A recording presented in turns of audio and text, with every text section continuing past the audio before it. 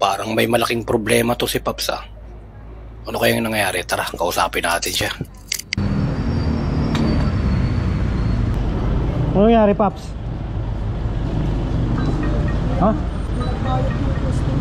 Di nagbayad? Pero hindi mo pa napipick up yung item? Oo. Tapos ayaw ibigay sa'yo? Ayaw magbayad kaya hindi rin papadala nila yung item. Oo, hindi pa padala yun, syempre. Dapat kasi, Paps, ganyan, ito, ano na yan sa'yo, lesson learned na yan sa'yo. Habang hindi pa sila nagbabayaran, wag mo munang pipicturean yung item. Oo, wag mo munang pipicturean kasi wala kang laban dyan pagka yung customer inano ka, pinabarangay ka, o kaya inano ka.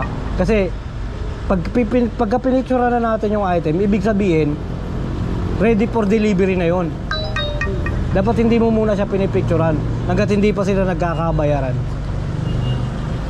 Ngayon, pagka hindi nagbayad yung customer, hindi mo naman na-picturean cancel mo. Kahit ikaw na mag-cancel nun, hindi makakapagreklamo yung customer na yon. Kasi sabihin mo, ma'am, hindi ka naman bayad tsaka hindi ko pinick up yung item. Doon pa lang sa store, kinancel ko na dahil hindi ka naman bayad. Paano ibibigay sa akin nung nagtitinda yung item hindi ka naman nagbabayad, di ba? Pagka pipick up ka na, ang usapan silang dalawa magbabayaran, wag mo muna pipicturean yung item hanggat hindi pa bayad yung customer. Ngayon hindi na siya makontak. I-chat mo na sa i-chat mo na sa Lalamove. Sabihin mo nagka-problema ka dahil na-picturean mo, akala mo magbabayad na yung customer, yung pala hindi pa pala bayad.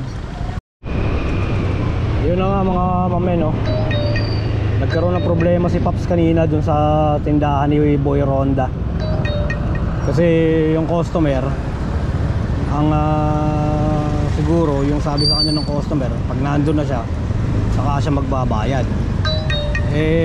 Kampante naman to si Paps na siguro akala niya magbabayad na talaga. Pinicturean niya na yung item. Ayun, hindi pa pala bayad. Tapos hindi niya na makontak yung customer. Hindi na sinasagot yung telepono. Yun na nga yung natin ng mga mamen. Yun ang nangyari din sa atin dati. Maging aral na sa atin yun mga mamen, mga kapwa ko rider, na kung ang usapan nila pag nandun ka na saka sila magbabayad, wag mo munang pipicturean yung item na nangangahulugan na pick up mo na yung item. Bago mo picturean yung item, dapat siguraduhin mong bayad na yung customer dun sa seller, kasi hindi talaga ibibigay sa'yo ng seller yung item. Sino ba namang seller ang magkakatiwala sa'yo nung paninda nila na wala pang bayad? Kasi pagka once na pinicturean mo na yung item, ibig sabihin nun ready for delivery na yun.